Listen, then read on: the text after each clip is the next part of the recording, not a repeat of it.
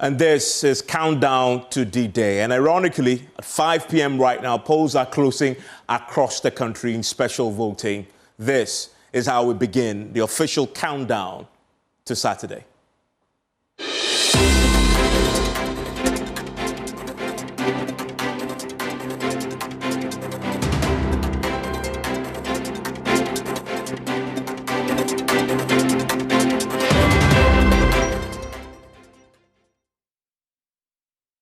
The country, indeed, polls are closing in a special voting. We will be touching base and getting a sense of what this means for the vote itself on Saturday. There are 131,000 people who are casting the ballots today. It's been quiet across the country, but this really is the calm before the storm. And joining me in the studio for some analysis on what you can expect down the line. This is a show that will put the issues in context for you. Of course, deploying our smart wall here to help you appreciate what is about to happen in a few days.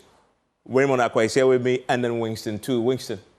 Yes, Evans. You know that this evening we're having a very important conversation on how Ghana's swing regions. In the past, we've talked about 4 swing regions. After the creation of additional regions to 16 regions, you probably will say, well, there's still about 4, 5 of them maybe, but we're saying we need to have a conversation about the redefining or the redefinition of swing regions in Ghana. And very soon as we get onto the smart wall, you would see that today it may no longer be necessary to win 4 regions or 4 swing regions before you can become president of this country. Raymond, you like the word battleground. I mean, traditionally we've said battlegrounds, but that completely shattered. Those traditional notions of battleground swing no longer relevant going into this year's election. You must win almost everywhere else. It's important, yes, but there will still be battles happening virtually across the country, not just in these areas, but in other areas too. I think what we will end up concluding with is that a lot is changing and moving in our politics. We may have some reversal to the original status and re-establishment of some swing regions, or completely denouncing the idea of swing regions or even battlegrounds in our elections by the end of this weekend or getting into early next weekend. That's the interesting part. And I think a lot more depends on how we today will also let people understand what the 2020 indication gave everybody in this country, the complete departure for what has been the standards over the period. And that sets the pace and the stage for a more intrusive understanding of what's supposed to be happening in the coming days. Yeah, so battlegrounds will remain, and let's go to that. Let's go to that now. And let's start with the regional analysis. And by the way, you have to go back to 2016, because 2016, like every other year before it, was what we were used to, because we had, in essence, just 10 regions across the country. And we've always said the traditional swing regions were 4, were they not? They were. And I want to pull them up here just to make the point, just to illustrate for you what we know to be the swing regions. And we know that, first of all, Greater Accra in 2016 was a swing in this area. Which other place? We know Central region was traditionally a swing. And we say before this, if you won any of the swings, you win the presidential elections. True. They were bellwether. They indicated an eventual outcome. Which other place do you go? Western region. You go to the Western region, and it was also a traditional swing. And then you also go to the Bono-Hafo region, which is also a traditional swing. So these were the 4, right? Yeah. Swing regions across the country. We're very used to this. And you see, prior to 2020, in 2000, the NPP won in these regions, and they won the elections. 2004, they did the same. So you win this, you win the election. Everybody was targeting this. Everybody was targeting this. But I even say that, look, by 2016, or even by 2008, what happened in the second round of the election may have given us an indication that you can actually win elections without necessarily winning these. And that, for me, would get you thinking, did we probably just adopt this because we also needed, these battlegrounds in our elections? Because as the first to cross the poll, popular vote, all you need is to have the votes. And so if you have a stronghold that gives you, say, a 2 million margin, automatically you would win the election. But yes, we're playing around it in the past. 4 swing regions, you have to win it. And I remember very well, post-2008, Fifi Kwete saying they tried to win the election in 2008 by winning only 2 regions. The truth is that the NDC won that election with a difference of 40,000 in the second round. Yeah. And the NPP came close to winning it with just Eastern and Ashanti regions. Yeah, and it's important. This is 2016, and so what you see there is obviously the picture and the map of how we panned out eventually. And again, those 4 regions kept to their swing status. The NPP winning all of them. Yeah. And eventually winning they won the election. The national elections. And if you go into the actuals, and when you see there on your Nana Addo Dankwa Akufo-Addo did quite well. Yeah, I mean, he got in the some 53.9%, John Mahama getting 44.9%. If you go for the figures itself, 531,000 compared to John Mahama's 442,000, with a margin of some 89,000. Central region has always been that region that most people want to win. In fact, it's influenced the NDC's choice of running mates over the years. Still, we have one in the race this year. There's always somebody from the Central Union. Exactly. And yet you see there, but it isn't in the bigger context of things. Some 90,000 difference. Yeah, 91,000 difference. Right? Isn't that huge? But it's still enough to get you over the line. You see, it's significant because as we would see as we go on, you need to be able to get more votes. So it doesn't really matter the percentage. At the end of the day, you must get more than 50% of the votes. And so if you can get 54%, if you can get 100,000, if you can even get 5,000 margin, it actually goes a long way into aiding your cause in winning the elections. Yeah, and of course, the Greater Accra region is also there for you to play with, and that obviously because the capital has a lot to say on the outcome, and then you have the Western region there. So this is 2016. And then we come to 2020, which is where the picture began to change. And really on the back of this Saturday, there's a lot of focus on what happened in 2020 because it really shattered a lot. And I want to pull that up to just make the point here. Now in 2020, one thing changed, Raymond. For the first time, we have 16 regions. Yes. The swing, the vision for two of them now have been redemarcated and split into 2. We're talking about these 2 here. I'm going to go to you yellow because that then gives you a better picture here. Bono, right? Yeah. It's carved out of the previous Bono Hafo region. You have Ahafo, right, which is here. And you have Bono East, which is there. Yeah. Right? So now there are 3 of them now standing when there was just one in 2016, as we just seen there. And then you have Western region, which also one monolithic, region which was swing. Now we are talking about here, and then we are now talking about there. The interesting thing, Raymond, is that some of these split regions still kept their traditional swing status. True. Within the split. And of course, we can now look at the Western region part. What we call Western region today is still Western region. And it did actually swing in favor of the governing party. Yeah. So it stayed true to the NPP compared to what happened. So we know that the NPP had 52% in 2016 and maintained 51% in the same region. That's not a problem. But Raymond, let's do something. But when let's just add Western North to Western region and check something. Evans. You want to add? Yes, so let's keep these figures in mind. Let's just keep these figures in mind. You want to add? 439, so 439,724. Give me a second there. Yes. Right? 439. You want to add? Want to add, yes. So 439. 439, yes. 439. Okay, 724. So that's 439. 724. Continue 724. I see. Yes, the votes now. Oh God. Right. So let's that's Akufo-Addo's vote. And this is in the Western region. Okay. Now, write John Mahama's vote beneath this. Okay. So that is Akufo-Addo. Nana here, right? Nana, yes. Yeah. Nana here. Right. Let's come somewhere here. Okay. Yes. JM. JM. Okay. 398,000. So 398,000. 549. 549. Now let's add the Western North votes. Bring it back. Let's add the Western North votes. So the Western North votes, you say? Let's add it and now begin to make the case as to whether or not the Western region whole, as it was in 2016, voted in favor of the winning candidate or not. Just bring it back. I mean, we have the figures. So you have the Western North, right? Yeah. So since 2020. Yes, 2020. You're talking about here. Yes. So this is Western North. Yeah. Okay. So this is Western North. Here, John Mahama wins. John Mahama wins by 21,000 margin.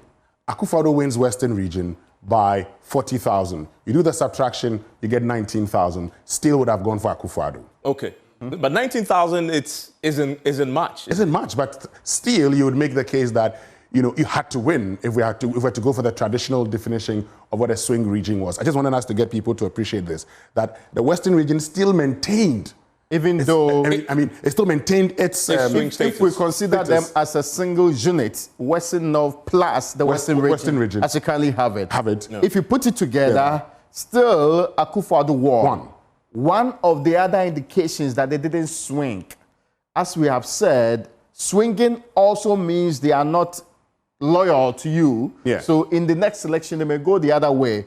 But they were also in tandem with the other definition of swinging, or maybe bellwether in this case, which indicates that they are with the winning team. In other words, and this winning team Western region remain bellwether. True. Western North, not necessarily.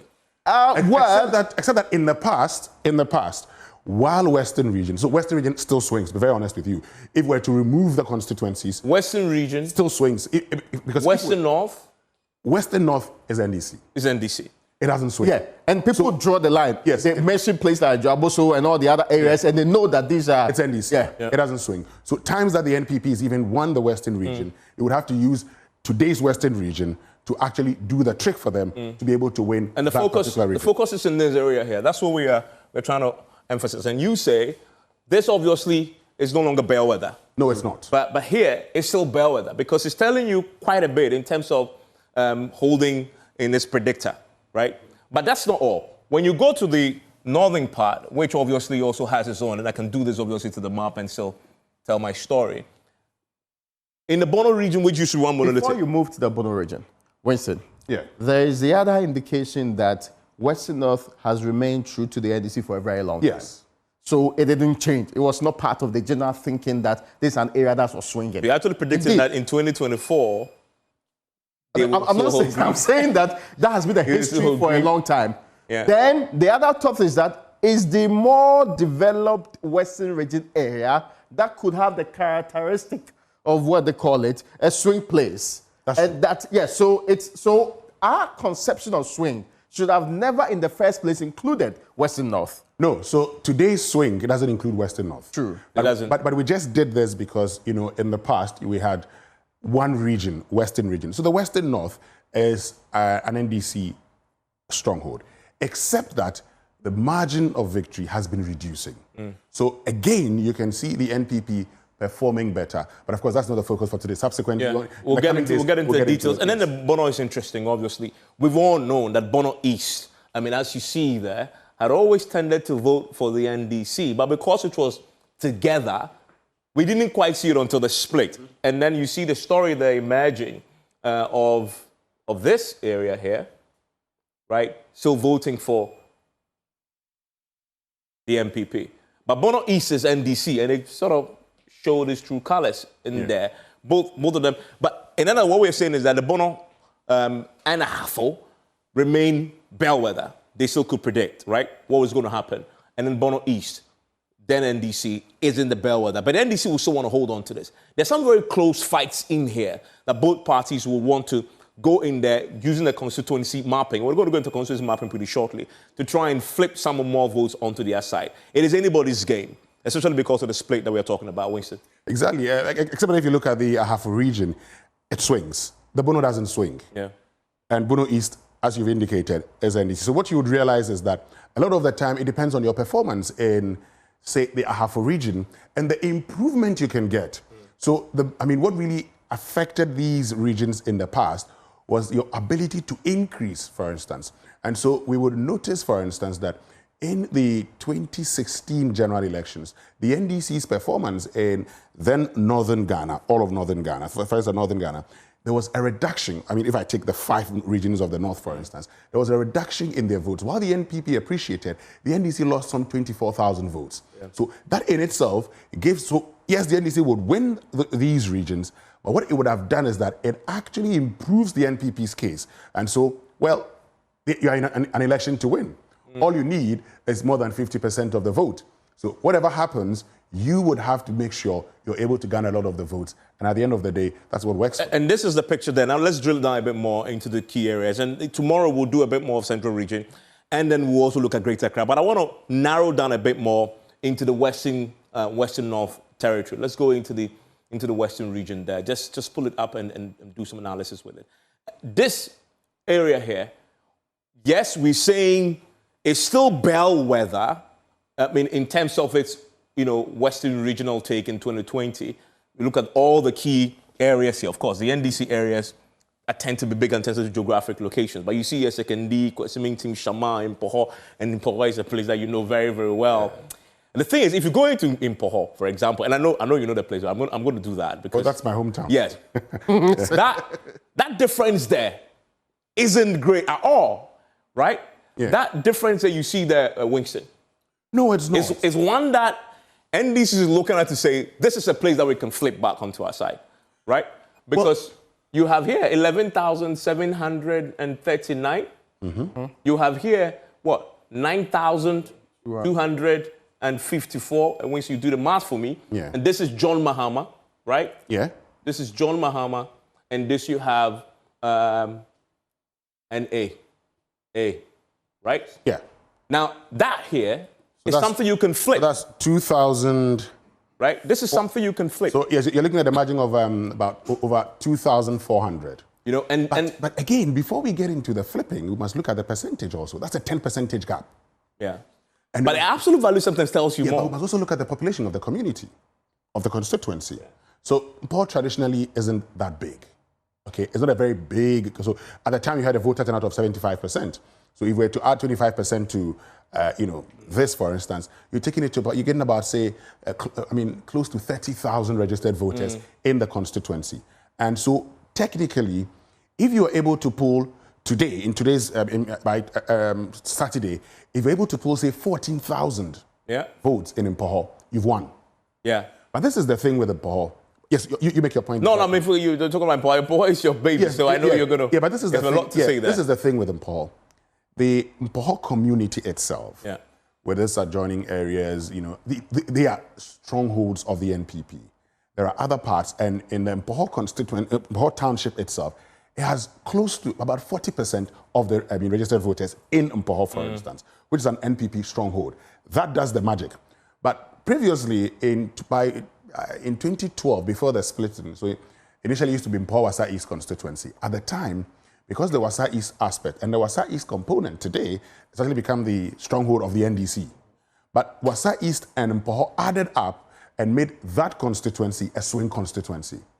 And so following the split of these constituencies into two, Impoho is NPP and Wasa East is NDC. Of course, I remember that in 2008, the NPP had lost the Wasa East aspect by some 900 votes, and they won Impoho again by some 2,500 votes thereabout. So that actually did the magic for them. So you can see that the 2,000 something is the figure that would always come up when it comes to the Impoho constituency. So again, if I'm NDC, I'm looking, can I flip this over time? But let's go to Taquang Shrine, an area.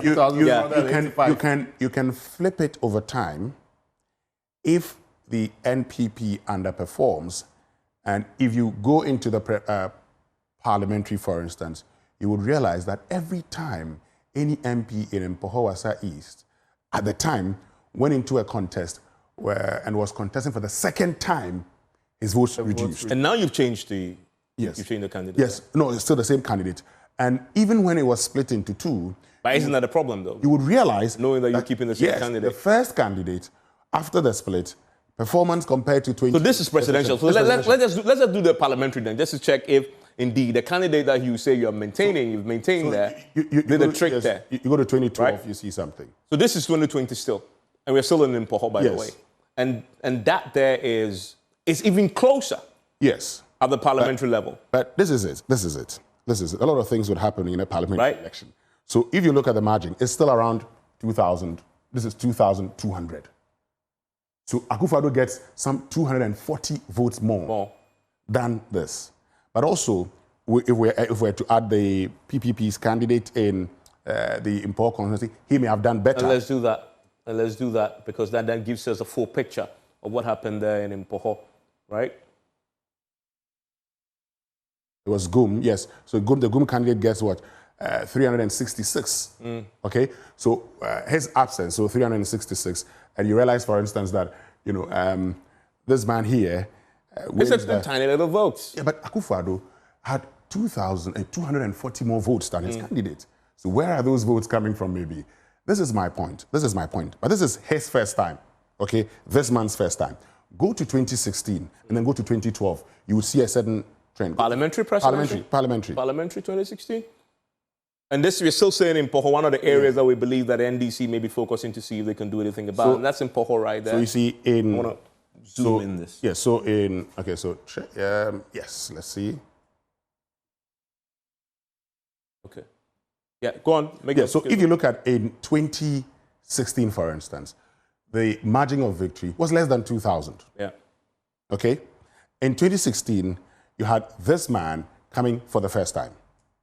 That is Ejekum. That's his second time in 2016. And this guy shows up from the NDC, his first time. Okay, that's the first time Trema is contesting. But look at it. Look at that is 1,400. So what your point is? My point is, in the Impoho constituency, it's been very close. But when you're going into your second term, it's problematic.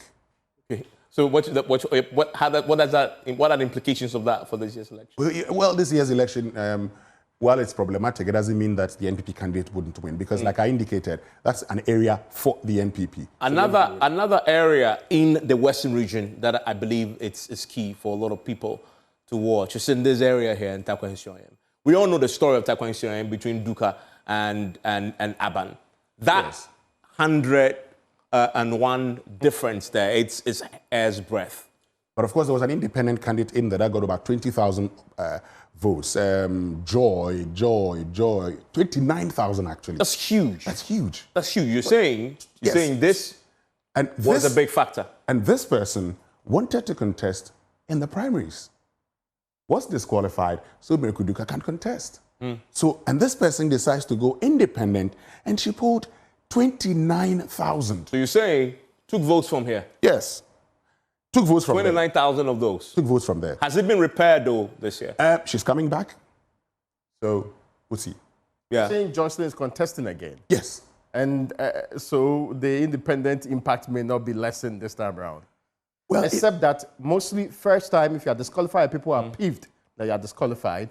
And the second time, they think you had an opportunity to go through party systems and all of the other things. So you may not get the same advantage as you got in your first time. Yeah. So, for example, if, say, the former MP had not transitioned and he contested still as an independent candidate, many believe that his chances of winning going forward will be reduced heavily because then the problems that resulted in he going independent could have been fixed.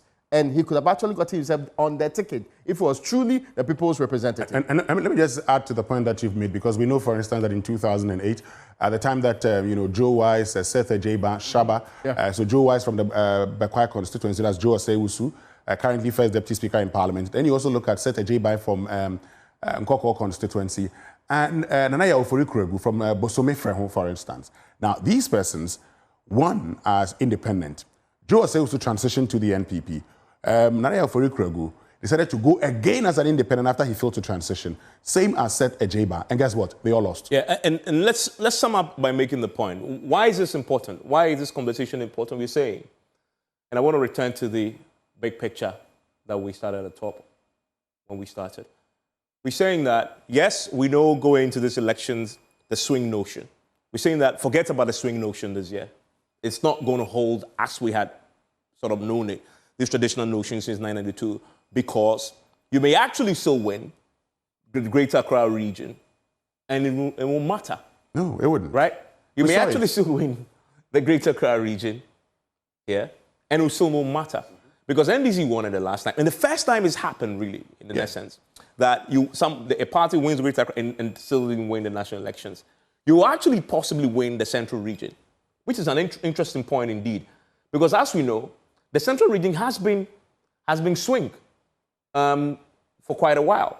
But as it turns out, it wasn't the last time, was it? I'm going to use yellow just so that it isolates itself. At the presidential level, it was a predictor because they voted for, and this, by the way, is regional presidential, giving us a sense of what happened there. They voted for the MPP. MPP won. But parliamentary, they didn't. They didn't, yes. You know, parliamentary, they didn't.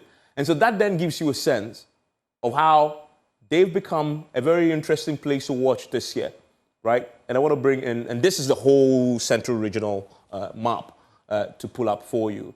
Look at this sheer number of parliamentary seats that the MPP won there. So for you, what's your biggest takeaway? If you're going into elections, you're watching, you think, okay, I'm going to go back to the 4 swing regions that traditionally should dictate who wins the national elections. You're saying to them, that's not necessarily what you should be looking for. Because the 4 swing regions have been redemarcated in ways that they are now in smaller stature.